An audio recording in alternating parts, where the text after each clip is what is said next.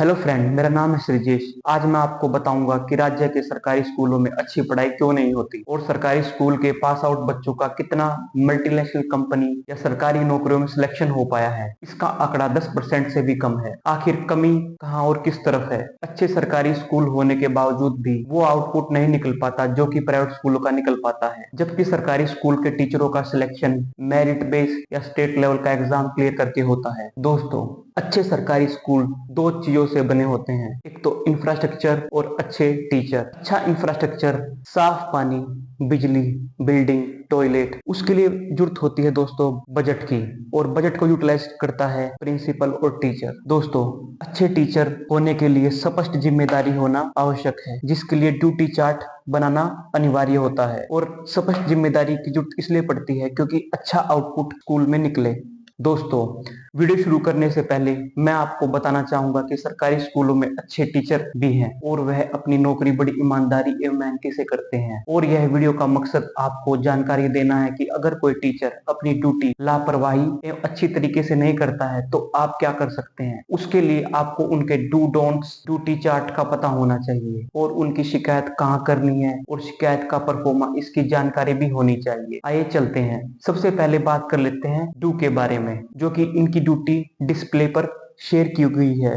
दोस्तों, अब बात कर लेते हैं डोंट के बारे में।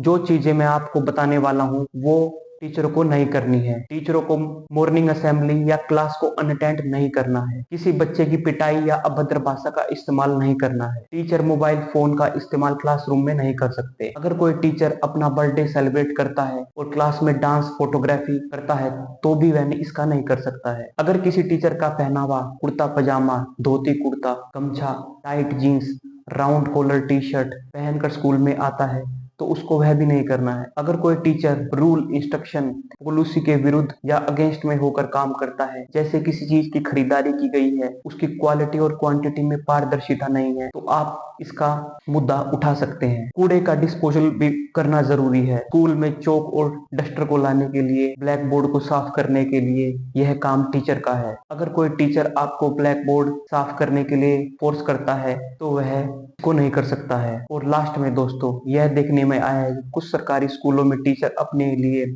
स्टाफ रूम में फिल्टर लगवा कर रखते हैं एवं अपनी टॉयलेट भी साफ करवा कर रखते हैं, जो कि अच्छी बात है। इस स्टाफ रूम में एसी लगवा कर भी रखते हैं, लेकिन इसके उलट स्कूल के बच्चों के लिए टंकी का पानी पीने के लिए होता है एवं गंदा टॉयलेट का इस्तेमाल भी करते हैं एवं उनकी क्लास में पंखे तक भी नहीं चलते। अगर ऐसा है तो आप इन विषयों पर शिकायत कर सकते हैं, जिसका फॉर्मेट वीडियो में शेयर कर लेते हैं। दोस्तों, अगर टीचर डू डोंट की रिस्पॉन्सिबिलिटी अच्छे तरीके से नहीं इंप्लीमेंट करता है तो आप इसकी complaint CEO, chief education officer या डिस्ट्रिक्ट मजिस्ट्रेट अपने जिले के कर सकते हैं। वीडियो में आपको दिख रहा होगा कि सबसे पहले उनका एड्रेस जिसको चिट्ठी लिखनी है, फिर विषय शिकायत आरटीआई की धारा 2005 के संबंध में, फिर आपको बताना है कि अगर आपके बच्चे को किसी ने मार पिटाई कर दी है, उस स्कूल का नाम, दिनांक में उसकी पिटाई हुई है, टीचर का नाम, क्या पढ़ाते हैं उसका नाम, फिर जो भ्रष्टाचार वाली चीजें आपको स्कूल में दिखती हैं उसको आपको